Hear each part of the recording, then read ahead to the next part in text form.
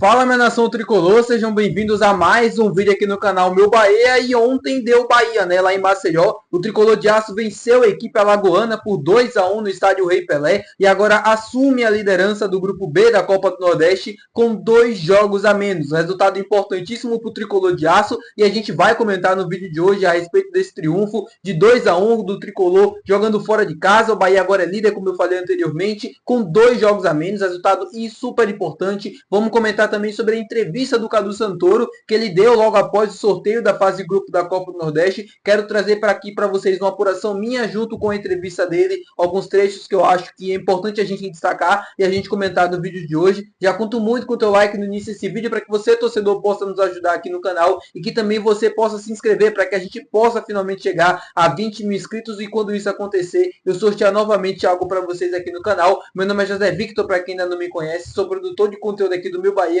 e também estudante de jornalismo, e vamos começar logo esse vídeo para a gente não perder tempo, trazendo obviamente informações e trazendo a minha análise do que foi CSA 1, Bahia 2 ontem no estádio Rei Pelé. Bahia consegue um triunfo super importante, Bahia que mandou a campo, né, um time totalmente alternativo para essa partida, em virtude, né, do que vai acontecer no domingo. A gente tem a grande decisão do Campeonato Baiano, então para mim acerta o Rogério e poupar os principais jogadores, né, os titulares, para poder descansar, para poder de uma certa forma assim baixar um pouco, né, o nível, a tensão que estava tendo esse grupo, porque foi decisão atrás de decisão. Na quinta-feira passada a Copa Libertadores da América, domingo o primeiro jogo da final, então o elenco estava cansado. Então é importante você dar minutagem para jogadores que também precisam ter minutos, como o Kaique, como o próprio Ronaldo, que estreou na noite de ontem, como outros jogadores, né, o Iago Boducci, que está vindo de lesão, os jogadores ali no meio de campo, como Eric, Rodrigo Mestou, Acevedo, e eu acho que o Bahia no primeiro tempo conseguiu jogar bem.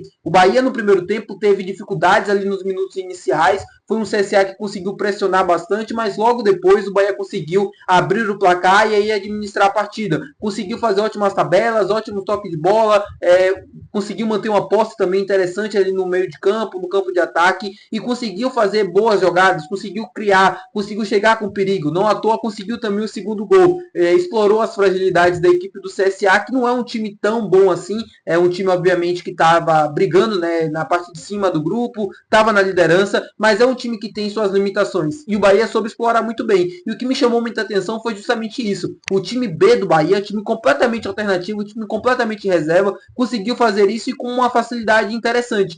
Conseguiu fora de casa, né, não estava dentro de Salvador, conseguiu num certo momento dominar e ter o mando ali da partida.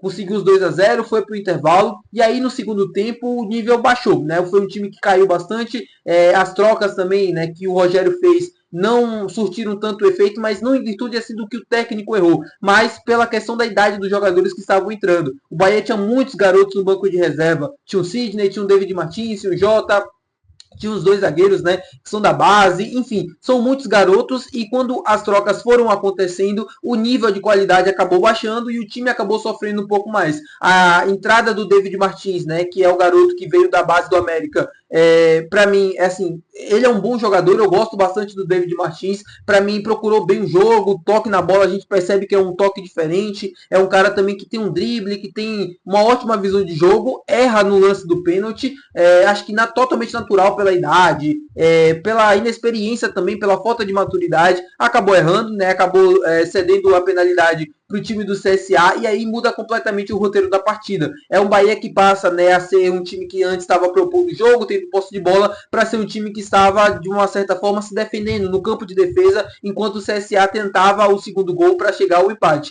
E aí a entrada também de outros jogadores da base, o Thiago, o time acaba baixando, e aí é um Bahia que vai até os minutos finais se defendendo e protegendo o placar, que era o 2-1. O Rogério também, né, segurou algumas mudanças, o Jota entrar no segundo tempo ali no final do jogo, acabou não entrando, o Eric tinha sentido, Michel Araújo, né, que deu lugar pro David Martins, acabou sentindo, é um jogador que preocupa pro Bavi, a gente vai precisar ver, ele vai passar por uma avaliação e aí a gente vai saber o que de fato aconteceu com ele, se ele vai estar fora ou não do clássico de domingo, enfim. O saldo para mim desse triunfo ele é muito positivo, né? Afinal, o Bahia consegue um resultado importante fora de casa, mantém invencibilidade fora de casa até aqui na temporada. A Copa do Nordeste eu acho que vai ser a competição que o Bahia vai ter que abrir mão, né? Nesse calendário maluco que a gente vai ter pela frente, com jogos um atrás do outro, um calendário muito apertado. E a Copa do Nordeste, de uma certa forma, vai ser uma competição que vai permitir ao Bahia, de uma certa forma, né, utilizar um time mais alternativo em jogos contra a Confiança, em jogos contra o Náutico, que a gente vai ter pela frente. Lembrando que o Bahia tem 2 jogos a menos, né, do que a maioria, né, do que a maioria dos participantes, né, da Copa do Nordeste. Então é isso, um resultado importante para a gente voltar à liderança do grupo e que a gente consiga ir bem para o clássico de domingo. Agora o clássico é foco total, né? É assunto principal no canal, em tudo o que a gente comentar aqui, a grande decisão de domingo, que o Bahia consiga fazer um bom jogo, consegue ir bem para a decisão, vencendo e com confiança.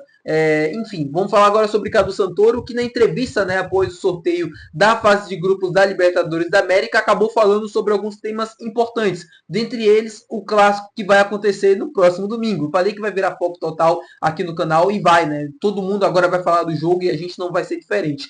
O Cadu Santoro falou primeiro sobre a boa relação que ele tem com a diretoria do Vitória, e eu acho um ponto importante a se destacar. Quando a gente faz as nossas apurações, quando eu busco algumas informações, o que me vem sempre, né, é que a diretoria do Vitória e a diretoria do Bahia são diretorias amigas, né? Não tem aquela rivalidade muito forte, não tem aquela coisa de ofensas e tal nos bastidores. Isso fica para a torcida, isso fica no campo mesmo, com a rivalidade entre os atletas, mas dentro da diretoria a realidade é que é uma coisa completamente diferente do que o torcedor imagina. E ele falou também sobre a questão das polêmicas da arbitragem e também sobre a prioridade do Bahia ao longo da temporada. Sobre a questão da arbitragem, acho que o Cadu foi muito feliz na fala dele, quando ele fala que é uma questão que vai, de fato, variar de jogo para jogo, porque um clube reclama no jogo, no outro jogo o outro clube reclama, e assim vai. A grande questão não é essa, a grande questão é que a arbitragem, de uma certa forma, estadual, aqui no estado da Bahia, ela é deficitária, ela tem problemas, e era necessário uma arbitragem de fora.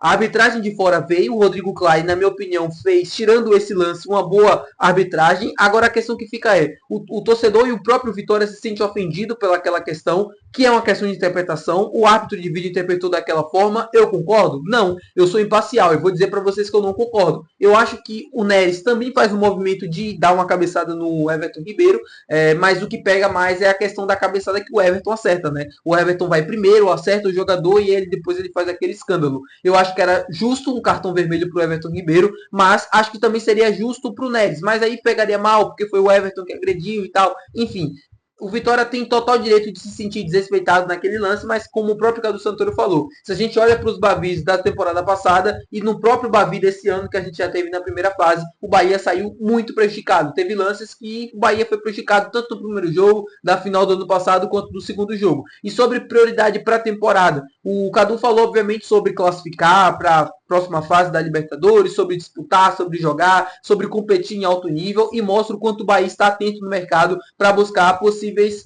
oportunidades de mercado para justamente conseguir competir em alto nível. É importante para esse time, e aí a gente estava falando aqui agora há pouco do calendário apertado. É importante para o Bahia ter diversas opções de qualidade em quase todos os setores do campo. E isso obviamente passa pela chegada de mais jogadores, porque a gente pode ter algumas saídas nessa janela nacional que a gente deve ter pela frente. Eu acho que o elenco do Bahia ainda não está fechado, e se o Cadu Santoro pensa que está fechado, está muito errado. Obviamente ele não pensa, né, de acordo com as informações que eu venho trazendo aqui para vocês no canal, mas assim, é quase que, não é que o time do Bahia precisa de reforços porque é mau, é um time ruim. Não, precisa de reforço porque a gente vai ter um calendário muito apertado pela frente, e é importante você ter muitas opções de qualidade em quase todos os setores do campo. Hoje, a zaga reserva no jogo contra a equipe do CSA foi David Duarte e Rezende. Mostra necessariamente necessário, né, uma busca por pelo menos mais um defensor que possa vir para ajudar e agregar. Eu sei que o David Duarte teve